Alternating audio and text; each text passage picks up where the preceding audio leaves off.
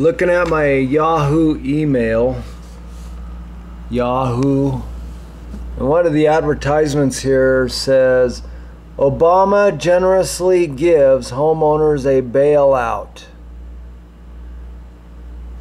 Okay, so that statement right there is a big fat lie, because I'm sure Obama would not give anybody anything. So if you read down here, it says, oh, Obama's refi program.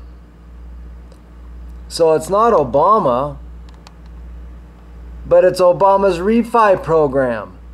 So where do programs come from? Who pays for these programs? The American people, you need to wake up, man. We have not been able to pay our debts or pay for our government for years and years and years. We're 17 trillion in debt. We're bankrupt. When are you stupid Americans gonna wake up and finally figure out and understand the system? Huh?